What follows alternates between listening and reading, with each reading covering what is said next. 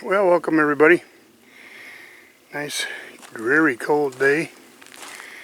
I'm going to show you some redneck ingenuity. I was out here splitting wood the other day, and we got quite a bit cut and split. Pretty well ready for winter. And yeah, we do burn, well, obviously quite a bit of wood. But my log splitter is over here. And I was thinking, I don't know where I was at when this come to me, but anyway, I was toying with getting a press to put in my shop. And it's a 20-ton press. And I thought, wait a minute, I have a 20-ton press. Right here. I have a log splitter. 20-ton log splitter. Why can't I rig something up to be able to put these shackle ends into here without beating them in with a hammer? So the other spring is that's what I did. I beat that one in and it messed up the threads on the inside of that. I used an old the bolt. I used an old one to drive the shackle piece into the spring, but it did something and jimmied up the threads inside this piece right here. So I thought, this is the part that's got the zerk in it, and I definitely don't want to push on that. So I threaded it in long enough, and then I put a impact socket behind it so that this thing, when it presses in, will go into there like that. And then I have this plate that I'll set up here to push that in. So I'm going to set you up down here, and it'll be noisy because this thing is obviously gas powered, and so it'll be running, but I'll show you how it works. I'm going to find you a good place to sit here.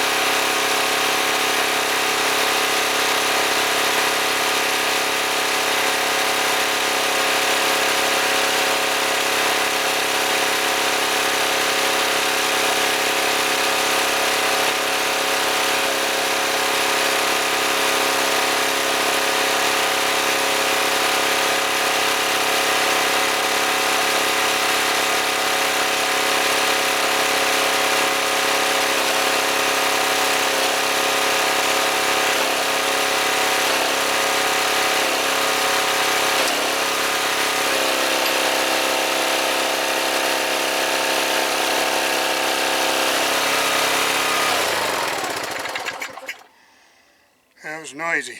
Sorry. It did it. It's tricky. You've got to get everything lined up really well before you start pressing stuff in. But it's a redneck press. So thought I'd try it, and it does work. And I don't know if it's any better than beating it in with a hammer, but to me it seems like it's a little bit better, because you're actually pushing on the edge of that piece of shackle that goes in there. But just thought I'd try that on these springs and see how it worked. Pressed it in pretty good. Now I just hope that that screw turns freely in there. This one here, this spring, has got some wear on it. You can see it right there. Yeah, the other end of it is a whole lot worse than this one. What I did with my other spring on the end is I filled that little gap with some JB Weld. And I let it harden up, and then I ran a rat tail file down through it to clean it up. And then I was able to press the brass fitting in on the other end. And it'll keep it centered so that it won't want to wiggle up and down. But anyway, that's all we got today. So just thought I'd show you my redneck engineering. Thanks for watching.